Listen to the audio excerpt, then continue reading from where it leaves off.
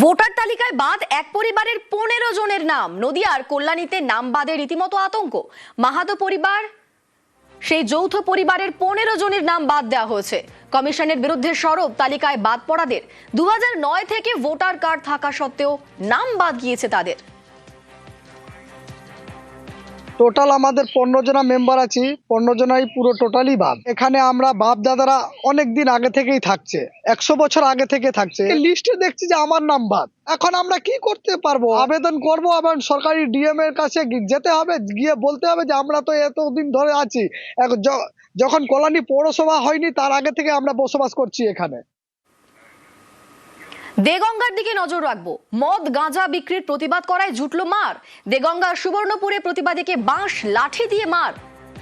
ঠিক কি হয়েছিল আমাদের সঙ্গে রয়েছেন প্রতিনিধি জিয়াউল আলম। জিয়াউল, দেখো, দেগঙ্গা সুবর্ণপুর এলাকায় সেখানে অবৈধভাবে গাঁজা মদের বিক্রি হচ্ছিল এবং তাতে এলাকার পরিবেশ নষ্ট হচ্ছিল, যুবকরা আসক্ত হয়ে পড়ছিল। তা নিয়ে এলাকার মানুষ একাধিকবার তাদেরকে বারণ করেন, কিন্তু তারা কোনো কর্ণপাত করেনি। ফলে উল্টে সেই ব্যবসা রমরমিয়ে চলছিল এবং যখনই তারা প্রতিবাদ করে তখনই বলা হয় যে পুলিশ প্রশাসন তাদের কিছু বলবে না। ফলে পুলিশের কাছে অভিযোগ করেও কোনো কাজ হয়নি। অবশেষে এলাকাবাসী তারা কিন্তু এই মদ গাঁজা বন্ধ করার প্রতিবাদ করে এবং তখনই অর্থাৎ বেশ কয়েকজন যুবককে বেধড়ক মারধর করা হয়। লাঠি, বাঁশ এবং ধারালো অস্ত্র দিয়ে হামলা করা হয় এবং এই ঘটনায় এক যুবক গুরুতর জখম হয়ে তাকে প্রথমে বিশ্বনাথপুর হাসপাতাল, পরবর্তীকালে বারাসতে ভর্তি করা হয়েছে। কিন্তু যেভাবে এই মদ জুয়া অবৈধ ব্যবসার প্রতিবাদ করায় এই একেবারে প্রতিবাদী যুবককে বেধড়ক মারধর ইতিমধ্যে দেগঙ্গা থানায় অভিযোগ দায়ের হয়েছে। কিন্তু যেভাবে এই মদ গাঁজার প্রতিবাদে আক্রান্ত হয় যুবক, ইতিমধ্যে হাসপাতালে ভর্তি। ধন্যবাদ জিয়াউল। আমরা গিয়ে বললাম, দেখ তোরা এখানে গাঁজা মদ বিক্রি করি না, আমাদের ছোট ছোট বাচ্চা কাচ্চা রয়েছে। বলার সাথে সাথেই আমাদের ওপরে চড়া হয়েছে। ওদের ওই গাঁজা কাটার চাকু রড দিয়ে আমাদের সব মেরেছে। এই জায়গায় চাকু দিয়ে এরা ধরে টেনে মেরেছে। আবার হুমকি দিচ্ছে যে তোদের দেখে নেবো, এই করবো সেই করবো, তোদের মেরে দেবো।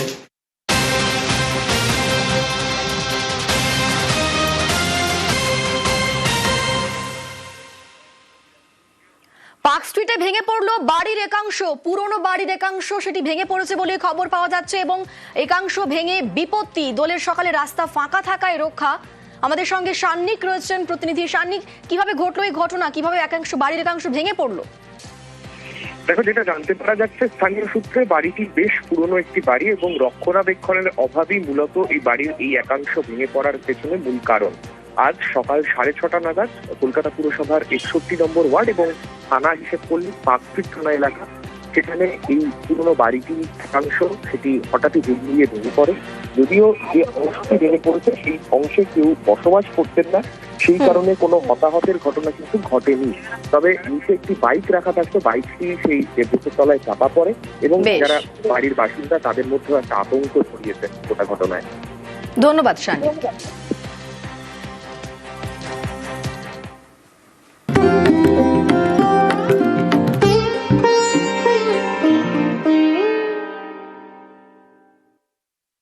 এবার বসন্ত উৎসবের ছবি দেখাবো। দোল পূর্ণিমার পুণ্যতিথি বাংলার বসন্ত উৎসবে মাতোয়ারা 8 থেকে 80। কীর্তন, করতাল, নাচে গানে প্রভাত ফেরি। পাড়ায় পাড়ায় জমি রংবাজি। শুধুই রং খেলা তো নয়, আবির ফাগে আজ রঙের ছোঁয়া। বাংলা থেকে ব্রজধাম সর্বত্রই আজ ফাগুন হাওয়ায় হাওয়ায় আবির রঙে বুড়া না মানো হোলি হ্যায়। আমরা গল্ফ গ্রিনের ছবি দেখাচ্ছি। গল্ফ গ্রিনের সকাল থেকেই আবিরের ছোঁয়ায় মেতে উঠেছেন প্রত্যেকেই। গল্ফ গ্রিনের সকাল থেকে আবির খেলা হলো, জমজমাট সে আবির খেলা।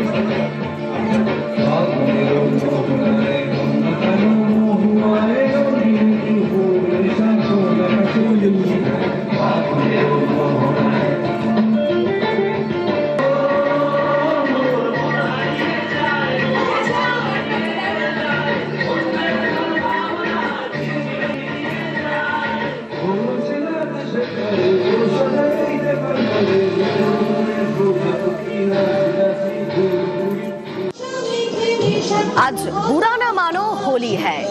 সকাল থেকেই নাচে গানে রঙে আবিরে জমজমাট বসন্ত উৎসব। বিভিন্ন জায়গাতে একই রকম ছবি। এখন দেখছেন টালা প্রত্যয়ের ছবি, আর এই মুহূর্তে সেখান থেকে আমাদের সঙ্গে সরাসরি রয়েছেন প্রতিনিধি বিশ্বজিৎ। বিশ্বজিৎ, আজ তো সকাল থেকেই বিভিন্ন জায়গায় রং আবির নাচ গান একেবারে জমজমাট বিভিন্ন জায়গা। তুমি রয়েছো টালা প্রত্যয়ে, সকাল থেকে সেখানের ভাইব কিরকম, সেখানে এই মুহূর্তে কতটা রঙিন ছবি?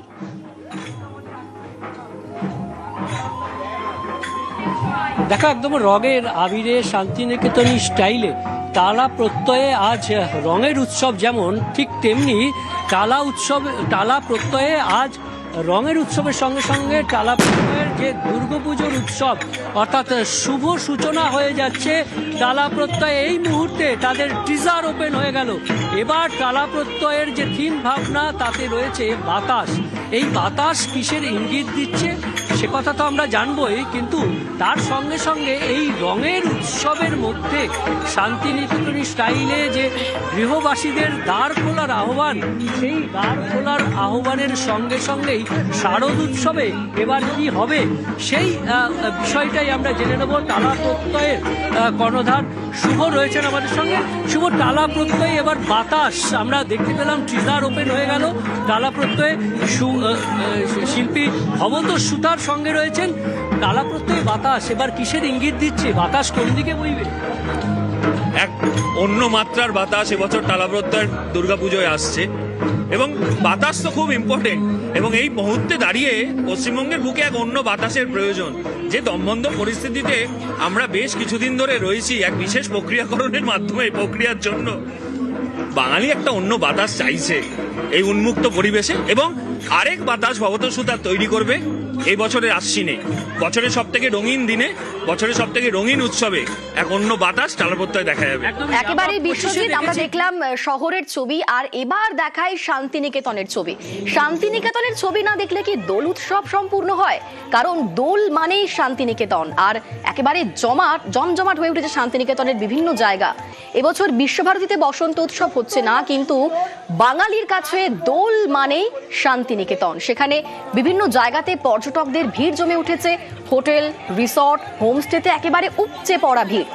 আমাদের সঙ্গে এই মুহূর্তে রয়েছেন সেখান থেকেই প্রতিনিধি ইন্দ্রজিৎ রুজ। ইন্দ্রজিৎ, দোল মানেই তো শান্তিনিকেতন, প্রচুর বাঙালির একমাত্র ডেস্টিনেশন শান্তিনিকেতন আজকের দিনে। আর সকাল থেকে কিরকম ছবি সেখানকার? জায়গা ছিল বসন্ত উৎসবের জন্য শান্তিনিকেতন, কিন্তু সেই শান্তিনিকেতন ইতিমধ্যেই কিন্তু তারা বসন্ত উৎসব গত কয়েক বছর ধরে করেনি। এবছর তারও তার উন্নত হয়নি, বিশ্বভারতী করেনি, কিন্তু তা সত্ত্বেও বোলপুরের বিভিন্ন জায়গায় কিন্তু ছোট ছোট করে বসন্ত উৎসব হচ্ছে। একদম শান্তিনিকেতনের আদলে যে বসন্ত উৎসব হয়ে আসছে দেখা যাচ্ছে, এবং সেখানেও কিন্তু পর্যটকেরা আসছে। পাশাপাশি বেশ কিছু রিসর্ট, সেই রিসর্ট গুলোতেও তারা করছে, এবং সেই রিসর্ট গুলোতেও কিন্তু পর্যটকরা যাচ্ছে। পাশাপাশি বোলপুরে যে সমস্ত সাধারণ বাসিন্দা তারাও কিন্তু আসছে, এমনটাই দেখা যাচ্ছে, এবং সেখানে যারা পর্যটকেরা কিন্তু আনন্দের মাধ্যমে মেতে উঠছে বসন্ত উৎসবের যে বেশ সত্য এবং সুন্দর যার মন চিরকাল করেছে